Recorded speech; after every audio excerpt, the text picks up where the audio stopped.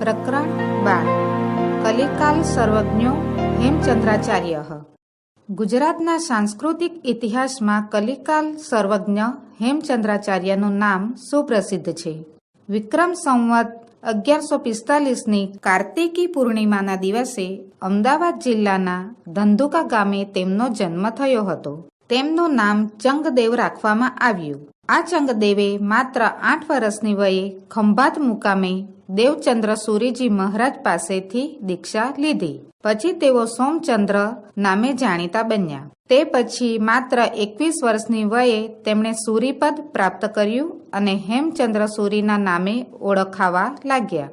પોતાના જમાનામાં ઉપલબ્ધ બધી જ વિદ્યા શાખાઓનો તેમણે અભ્યાસ કર્યો। તેમાં નિપુણતા પ્રાપ્ત કરી અને સ્વરચિત કૃતિઓથી જુદી જુદી વિદ્યા શાખાઓમાં પોતાનું પ્રદાન પણ નોંધાવ્યું। આમ જ્ઞાનની વિશાળ સમૃદ્ધિને કારણે તેમને કલિકા સર્વજ્ઞનું બિરુદ આપવામાં આવ્યું છે। સિદ્ધરાજ જયસિંહ માળવાના રાજા ભોજ ઉપર વિજય પ્રાપ્ત કરી પુષ્કળ ધન તથા તેમનો સમૃદ્ધ ગ્રંથાગાર પોતાની સાથે લઈને અણહિલપુર પાટણ આવ્યા। ત્યારે તેમને આવકારવા વિદ્વાનોનું એક વૃંદ પણ સામેલ હતું। આ વિદ્વાનોના વંદના અગ્રણી હેમચંદ્ર સુરી હતા।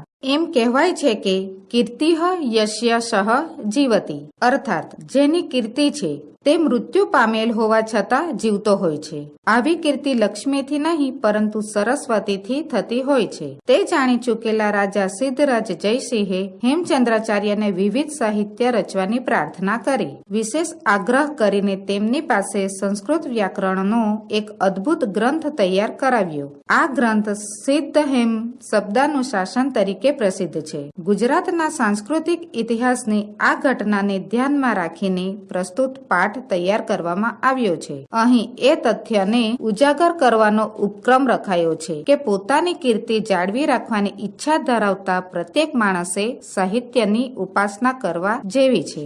વિક્રમસ્ય દ્વાદશ્યામ શતાબ્દામ સિદ્ધરાજઃ જયસિંહ માલવ વિજયમ કૃતવાન। વિજયાંતંતરે જયસિંહ નૃપતેઃ યશોવર્મણઃ સર્વં ધનમ ગૃહીત્વા અણહિલપુરમ પ્રત્યાગતવાન। ધનેન સહ તત્રયઃ ગ્રંથાગારો અપી તસ્ય હસ્તગતો જાતઃ। અસ્મિન ગ્રંથાગારે બહવો અનુપમાઃ ગ્રંથાઃ આસન। તેષુ ભોજેન વિરચિતમ સરસ્વતી કંઠાભરણ નામના પ્રસિદ્ધ ભોજ વ્યાકરણમપી એકેતમ આશિત। વિક્રમાદિત્યની 12મી સદીમાં સિદ્ધરાજ જયસિંહે માલવ પ્રદેશ પર વિજય પ્રાપ્ત કર્યો। વિજય પછી જયસિંહ રાજા યશોવર્માનું સઘળું ધન લઈને અણહિલપુર પાટણ પાછો આવ્યો। ધન સાથે ત્યાંનો ગ્રંથ ભંડાર પણ તેના હાથમાં આવી ગયો। આ ગ્રંથ ભંડારમાં ઘણા અજોડ ગ્રંથો હતા। તેમાં ભોજ રાજાએ રચેલું સરસ્વતી કંઠાભરણ નામે પ્રસિદ્ધ ભોજ વ્યાકરણ પણ એક હતું। એકદા સિદ્ધરાજઃ વિચારપથમ આરૂઢઃ સ અચિંત્યત માલવ વિજયેન અહમ ધનસ્ય સ્વામિત્વમ પ્રાપ્તવાન તસ્ય ગ્રંથાગારઃ અપી મયા પ્રાપ્તઃ પરંતુ ભોજ વ્યાકરણેન ભોજસ્ય યાદર્શી કીર્તિ વર્તતે તાદર્શી કીર્તિ મયા ન પ્રાપ્તા અતઃ એતાદૃશમ કિમપી કરણીયમ યેન મદીયા કીર્તિરપી તાદર્શી ભવેત યાદર્શી ભોજ્યાસ્તિ। એકવાર સિદ્ધરાજ વિચારે ચડ્યો। તેણે વિચાર્યું, માલવ વિજયથી હું ધનના સ્વામિત્વને પામ્યો છું। તેનો ગ્રંથ ભંડાર પણ મેં પ્રાપ્ત કર્યો છે, પરંતુ ભોજ વ્યાકરણ વડે ભોજની જેવી ખ્યાતિ છે તેવી ખ્યાતિ મેં પ્રાપ્ત કરી નથી। આથી એવું કંઈક કરવું જોઈએ જેથી મારી ખ્યાતિ પણ તેવી થાય જેવી રાજા ભોજની છે।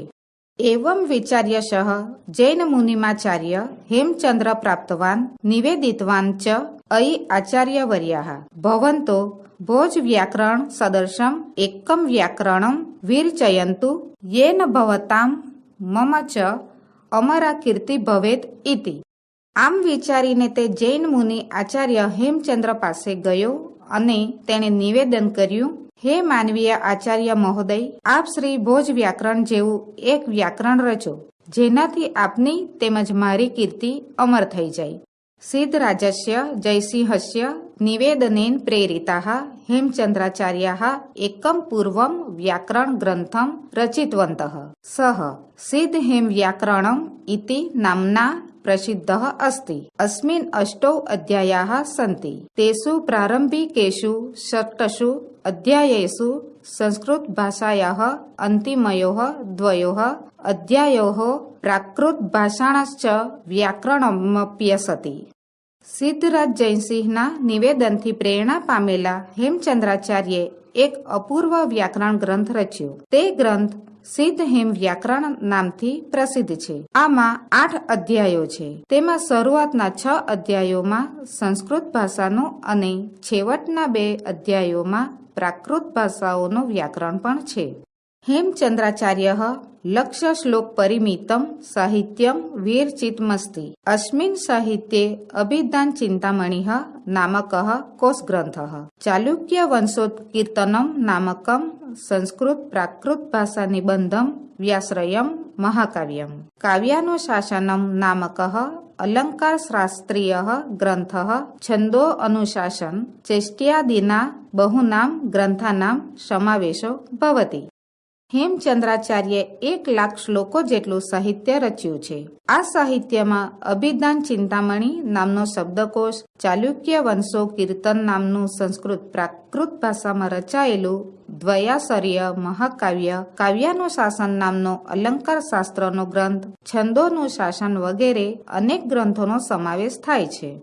ગુર્જર પ્રદેશે લબ્ધજનિર્યમ હેમચંદ્રાચાર્ય ન કેવલમ ગુર્જર પ્રાંતે અપી તુ સમગ્રે અપી સંસ્કૃત સાહિત્યાકાશે સૂર્યવત પ્રકાશતે.